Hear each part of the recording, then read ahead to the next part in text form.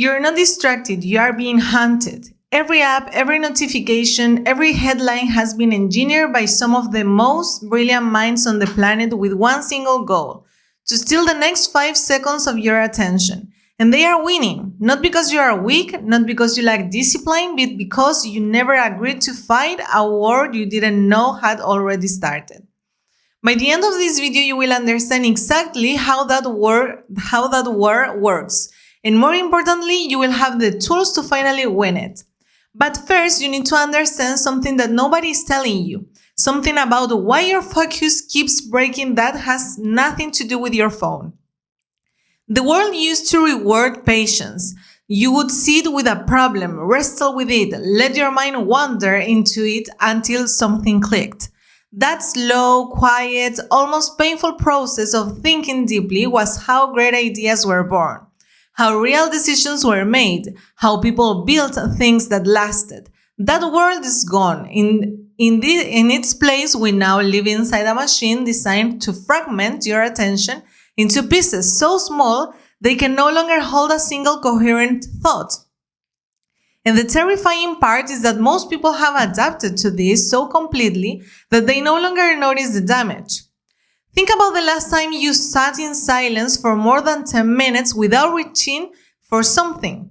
A phone, a podcast, a scroll through nothing in particular. If you struggle to remember, that is not a coincidence. That is the result of a system that has trained your brain to treat stillness as discomfort and distraction as relief. Here's what nobody explains clearly enough. Focus is not a personality trait. It is not something you either have or don't have. Focus is a biological resource, and like every resource, it can be depleted, mismanaged, and crucially restored. The real question is not why you can't focus. The real question is why everything around you is designed to drain that resource before you even sit down to do the work that matters most to you. The emotional wound underneath this problem is not laziness, it is grief. Somewhere beneath the frustration of another wasted afternoon, another project left unfinished, another evening lost to mindless scrolling, there is a quiet grief for the version of yourself you were supposed to become. The person who was going to write that book, build that business, learn that skill, finally do the thing. And every time your focus breaks, that grief gets a little heavier. That is what we are really talking about today. Not productivity hacks, not tips and tricks. We are talking about recovering the life you can feel slipping away. So what actually happens inside your brain when you lose focus? Neuroscience gives us a surprisingly clear answer. Every time you switch tasks, even briefly, even just to glance at a notification, your brain pays what researchers call a switching cost. It takes an average of 23 minutes to return to a state of deep focus after a single interruption.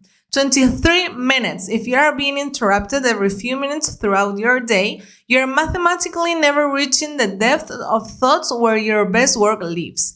You're not working, you are performing the appearance of work while your most powerful cognitive resources go completely untouched. And this is where something strange begins to happen in the people who start to understand this. Because once you see the mechanism, once you feel the weight of what is actually being taken from you, a very specific kind of anger tends to rise. Not the anxious, helpless frustration of before, but something colder, sharper, the anger of someone who has finally understood the game.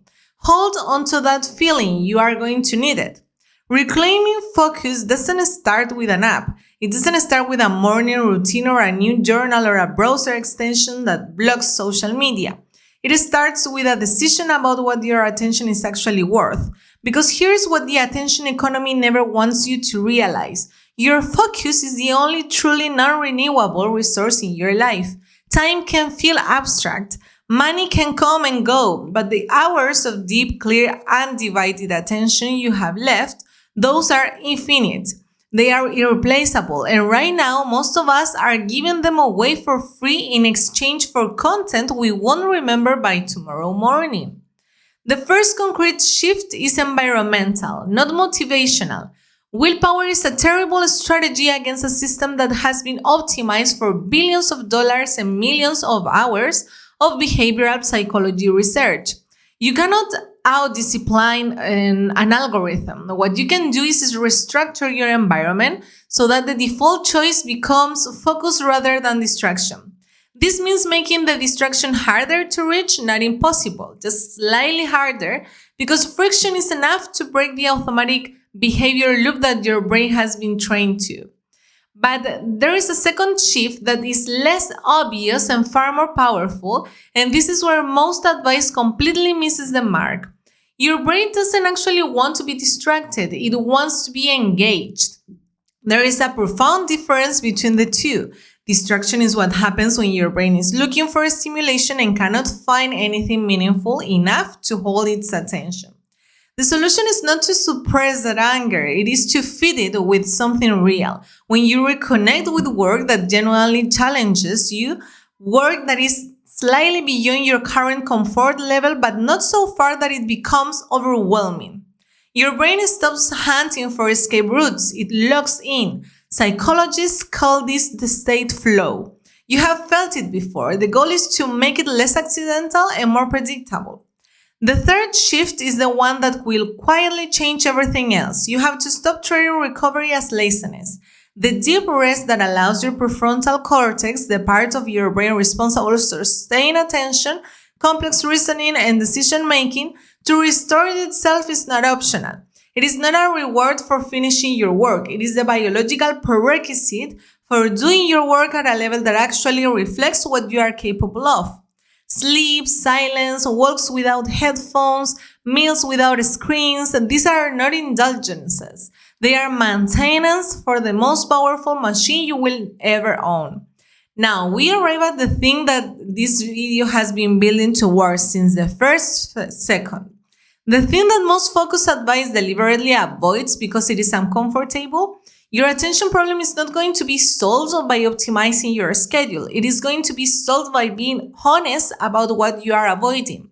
Because in almost every case, the pull toward distraction is strongest, not when life is meaningless, but when it is almost meaningful. When you are close to something that matters, when the stakes feel real, when failure would actually hurt.